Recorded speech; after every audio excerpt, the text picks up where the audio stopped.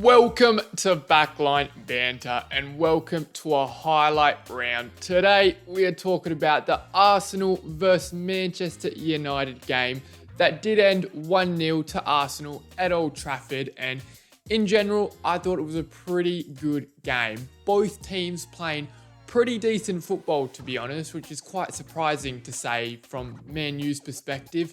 But Arsenal, of course, as you expect, get the 3 points, still pushing City to the final day of the season. That's what it's looking like, at least. And they're just more clinical with their chances and they get the win. So my thoughts on the game, like I said, Man United didn't play their worst performance. They've definitely had shockers at home that has been way worse. And to be honest, I was looking at a 3-0, 2-0. I thought Man United, I didn't think they'd score, but I thought they would concede a lot more than they did. But it wasn't the case. I think they weren't 100% solid because Arsenal having a lot of chances. You know, their attack unreal with Saka, Havertz and Trossard. They played sublimely together, and then with Odegaard as well coming into the attack, and Declan Rice, all of the players were flowing. It was working beautifully. But Arsenal probably could have scored a few more goals just to seal the game off, because it is never a scoreline at 1-0. And Man United possibly could have got a goal, especially from Garnacho. But we'll start off with the Trossard goal. He scores in the 20th minute, and I'm going to be completely honest for this goal. Casemiro, a massive mistake. He cost Man United the game with that goal because, of course, Man United clear the ball out. I believe it was from Onana or Casemiro, and then he's just slow to push up to the line. And then Arsenal retain the ball, played over the top, and Havertz is behind the line. He's onside because Casemiro is so deep. He just jogged up to go back in line when he should have been sprinting to hold that nice one. Then Havertz would have been offside, but he was lazy. He was just walking up to it. Havertz is onside. He drives in, a beautiful cutback for Trossard, and easy as you like, a beautiful tap in, and it's good play from Arsenal. You know, Havertz being very smart, being aware that Casemiro is that last defender and not Diogo Dalot, who was on him, and just drops beneath him, plays a run, plays the ball, beautiful football. And like I've been saying, very surprising that was the only goal of the game, because of course Arsenal having some more chances. You know, Saka with a chance. I remember Rice did a beautiful outside of the box curler in the second half, but Onana, beautiful save by him. Odegaard also had a chance as well. You know, it was everywhere. And not as end-to-end as maybe you would have thought with, you know, a lot of shots going Man U's way and Arsenal way. But when Man United did have the attack, they didn't look horrible. A lot of the times it was on Garnacho's side. And I'll be honest, Alejandro Garnacho played decently today in his performance against Arsenal. But he had so many chances where if he could have made one of them in the back of the net, he would have drawn the game, or possibly even scored two. A lot of chances, looked very alive, super active, taking on his man, cutting inside, firing shots from far, from close, but it was just his final product that lacked for Manchester United. If at least one of them hit the back of the net, he would have been a man of the match performance for me. But it was just the last shot, the last pass that just wasn't on for him today. But at least Man United get that player who's up and about, driving at people, but they just need to work on his shooting. Then we will jump into the lineup for Man United starting 11. Of course, you've got Andre Onana in goals. Played a really good game, I thought. Some crucial saves. You know, like I said, that Declan Rice one and that Gabriel Martinelli chance. Beautiful hand to it, solid as you like.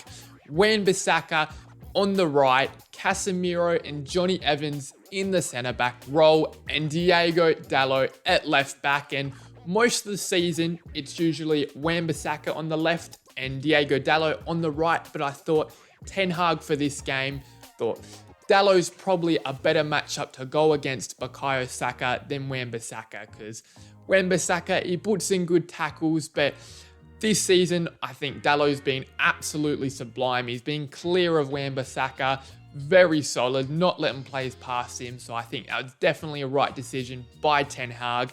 And it worked out for majority of the game. Of course, as you expect, Saka did beat him a couple times, but I think if Wan-Bissaka was on that side, Saka would have run even more free. And then you've got to talk about that centre-back partnership, Jonny Evans and Casemiro. I mean, of course, Man United struck with injuries, very unlucky. Varane, Martinez, Lindelof, Harry Maguire. So, it's probably never going to happen again, and it's very unlucky for them to have to play Casemiro centre-back alongside Jonny Evans. And that's why I was so surprised about the scoreline, how Arsenal only scored one, because you look at that centre-back partnership and then you look at Arsenal's attack, how it's so fluent, so quick. They play those through balls that break through the line, they try to hold that offside line, but it's just beautifully placed. And, they only broke it once, really, you could say. So fair play to them, did a lot better than I thought, but when they get those injury played back, possibly it could have been a 0-0 game. In the midfield, they had Kobbie Mainoo, Amrabat, who had his first start since December in the Premier League, and then Scott McTominay in that attacking midfield role, really the Bruno Fernandes role. And speaking of Bruno Fernandes, last week against Crystal Palace was the first time in his Premier League Manchester United career that he has missed a game for them. Since joining the club in 2020 from Sporting Lisbon, the captain has never missed a game for Man United, but of course, due to injury, he missed the last week against Crystal Palace, and then this one, of course, still out against Arsenal. Scott McTominay, I thought, wasn't too bad. He didn't step up to what Bruno has been producing, because he has been in fire form at the moment, but definitely still did a job. And then the blokes on the wing, Amad Diallo and Alejandro Garnacho, it's pretty solid. Again, injuries, so no Rashford and whoever else is there. So Diallo gets another Premier League start, and fair enough to him. I still can't stand the bloke, but that's just because of that FA Cup game. But like I said before, Garnacho, solid game, and then Rasmus Højlund up front, which didn't get involved too much because Man United just not attacking as much as they usually would, but still in the game a bit. Then for Arsenal, of course, in goals, David Raya, their back four, Ben White, Saliba, Gabriel, and Tomiyasu, super solid in this game, of course. In the midfield three, Odegaard, Thomas Partey, and Declan Rice, they work beautifully together. And then up front, like I have said already, Bukayo Saka, Havertz, and Trossard. Just an unreal team from Arsenal. It is what it is. Week in, week out, just solid players, and then Mikel Arteta even just resting players and then putting players that haven't played in a while, just beautiful squad rotation, that's the word for it, and yeah, as you expect, get the win.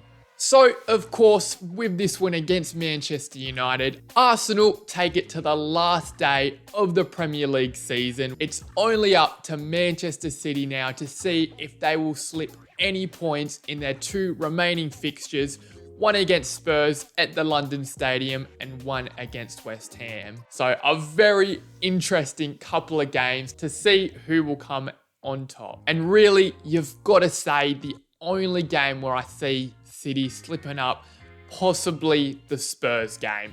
Very unlikely, but the last time they did play Spurs in the Premier League was in December, I believe, a 3-3 thriller game. Son, so influential in that 3-3 game, scoring the first goal, then conceding an own goal. Will he have this much of an impact against City in the crucial game for Arsenal? Which it is quite ironic that Arsenal are pretty much only leaning on Tottenham to give them a bit of a lifeline for them to win the title. So it will be an interesting last game week and the few games that City have left to play. Of course, not as enjoyable because, of course, Liverpool dropping out of the race, no chance for us to win the Prem, but it will still be entertaining to see who win. Personally, I do think Man City will drop no points. They won't draw against Tottenham. They won't draw against West Ham. They'll beat them all and come out victorious. But you got to say, fair play to Arsenal. Played brilliantly. And, it's just unlucky Man City is in the league. That's the same with Liverpool as well because they are just unreal. You take the team out, Arsenal have won this season and last season. You take out the past 3 years, Liverpool would win it. They're just unreal. Pep Guardiola, just insane. And that's everything in this highlight round. If you enjoyed, like, subscribe, whatever you can do to support the channel, be greatly appreciated. And check out the full podcast on any podcast listening app. And I'll see you in the next few episodes, the crucial ones, last Premier League game week of the season to see who wins. And I'll see you later.